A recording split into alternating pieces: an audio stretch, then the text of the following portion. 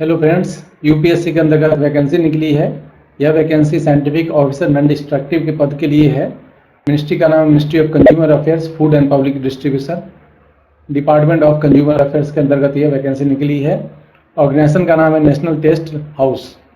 Total पदों की संख्या है एक, सिर्फ एक पद है और वो भी एससी कैटेगरी के अंतर्गत है। मतलब सिर्फ एससी कैटेगरी के स्टूडेंट ही इस पद के लिए अप्लाई कर सकते हैं। पे लेवल 8 का पद है। पे लेवल 8 का मतलब हो गया ग्रुप बी गजटेड का पद है ये। और इसके जो एज लिमिट है not exceeding 35 years for SC candidate. चूंकि एससी कैटेगरी के लिए पद है और एक ही पद है तो वो एज लिमिट एससी के लिए ही दिया गया, 35 साल चाहिए एज। और बाकी कैटेगरी के लिए तो है ही नहीं पद, तो उनके लिए एज की कोई बात ही नहीं है। इसके साथ साथ जो सेंट्रल गवर्नमेंट और स्टेट गवर्नमेंट के सेंट्रल गवर्नमेंट और यूटीज के जो परमानेंट एम्प्लॉई हैं उनको अप टू 5 इयर्स का एज रिलैक्सेशन दिया गया है।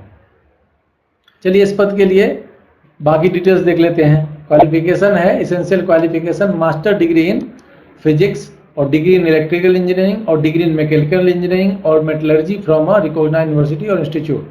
इसके साथ साथ 1 ईयर का रिलेवेंट एक्सपीरियंस चाहिए। रिलेवेंट एक्सपीरियंस है experience in non destructive testing laboratory और 1 year experience in x ray diffraction और investigation, work on failure engineering material by non-destructive and metallurgic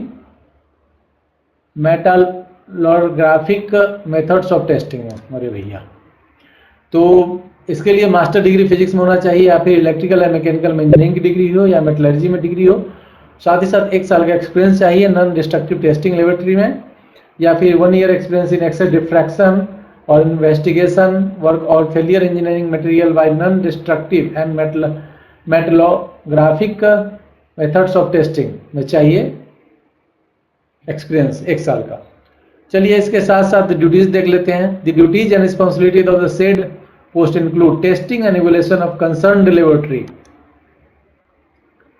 samples and scientific officer will work in connection with department of testing method for these materials. Scientific officer will also be responsible for performing the day-to-day work of scientist to be non-destructive in his absence, including issuing the samples